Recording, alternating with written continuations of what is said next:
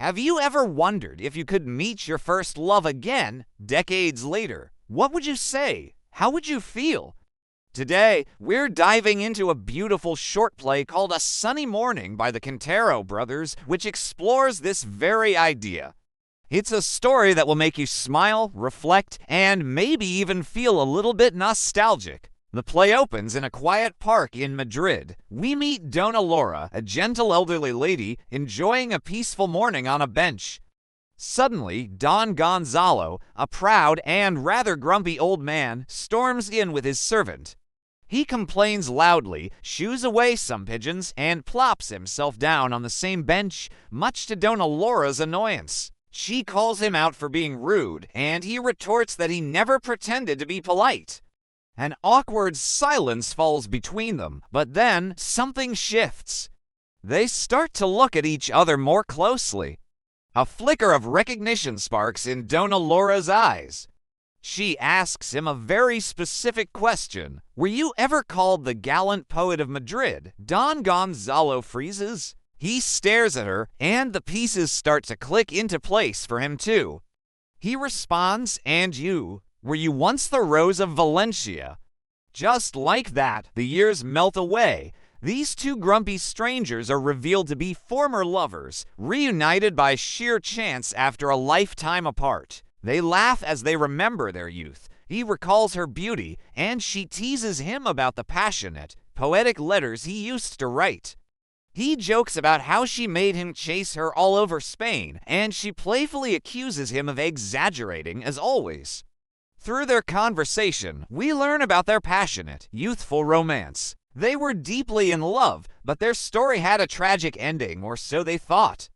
Don Gonzalo had to flee after a duel fought in her honor, and they lost touch. They both believed the other had moved on and forgotten. But here they are, sitting on the same bench, the memories as fresh as yesterday. What makes this play so brilliant is how they handle this incredible reunion. Instead of revealing their true identities and a lifetime of what-ifs, they decide to play a little game. They each invent a story about what happened to their younger selves. Don Gonzalo claims that his cousin, the gallant poet, tragically died in Africa. Not to be outdone, Dona Laura says that her friend, the beautiful Rose of Valencia, married and lived a quiet life, always remembering her lost love. They both know they're lying. They can see right through each other's stories. But they choose to preserve the perfect, romanticized memory of their youth rather than confront the reality of who they've become. The handsome poet and the beautiful Rose are gone, replaced by two elderly people with their own lives, their own families, and their own histories. By pretending to be talking about other people, they can talk about themselves without the pain or awkwardness of what might have been. It's a bittersweet moment. They are together again, but they are also strangers. They share a beautiful secret, a final, gentle moment of connection. As they part ways, they agree to meet on the bench again the next morning, but they don't exchange names. They leave as Dona Laura and Don Gonzalo, keeping the memory of the poet and the rose locked safely in the past. A sunny morning is a powerful reminder that time changes everything, but some memories remain etched in our hearts forever. It's a story about love, memory, and the gentle, unspoken understanding that can exist between two people, even after a lifetime apart.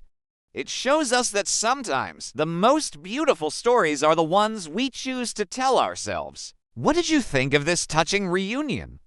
Would you have revealed the truth or kept it a secret? Let me know your thoughts in the comments below. Thanks so much for watching, and if you enjoyed this story, don't forget to like and subscribe for more literary explorations. See you next time.